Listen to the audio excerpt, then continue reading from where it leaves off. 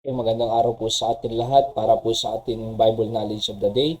Proverbs 15 verse 5, the Bible says, "The eyes of the Lord are in every place, beholding the evil and the good." Okay? Yan po ang pamagat natin. The eyes of the Lord are in every place. Yung eyes po dyan ay sight or presence. Okay? So, yung presensya ng Diyos ay nasa lahat ng dako, kaya nakikita niya po lahat ng ginagawa ng tao. Yung Lord po dyan ay the existing one or eternal. Okay? So, He is the existing one, the I am, ano po, na gumawa ng langit at lupa. Okay?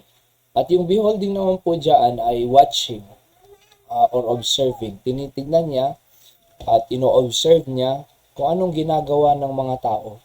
Kaya nga po mga kapatid, saan man tayo naroroon, ano man ang ginagawa natin, lagi nating tatandaan na nandun ang Diyos at nakikita niya.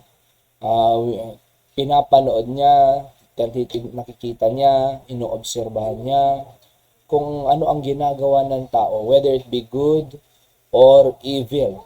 Sa Ecclesiastes nga po doon sa Ecclesiastes chapter 12 verse number 13 and 14, sabi doon ay for God shall bring every work into judgment, whether it be good or evil. Diba?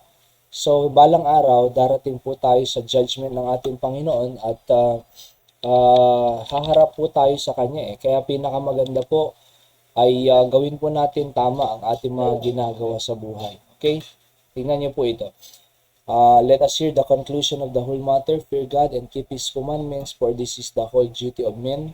Yan ang conclusion na. Fear God, keep His commandments. At sabi dito sa verse number 14, "For God shall bring every work into judgment, with every secret thing, whether it be good or whether it be evil." So haharap po tayo sa hukuman ng Panginoon balang araw at huhukuman niya yung good at evil na ating ginawa. Bakit niya huhukuman? Kasi nakita niya di ba?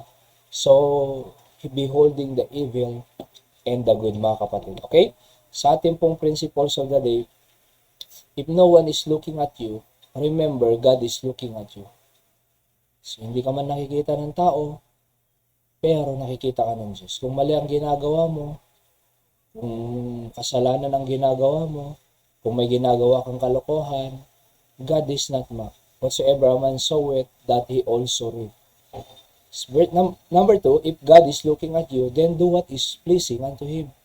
Kung nakikita ka ng Diyos, gawin mo na yung tama. Kasi nga, ihuhukom tayo alang araw di ba? So, number 3, right is right even if no one is doing it. Wrong is wrong even if many are doing it. So, gawin mo lang ang tama kahit nag-iisa ka. Don't follow the trend. Don't follow the majority that doing what is wrong, di ba? Sa paligid. Okay?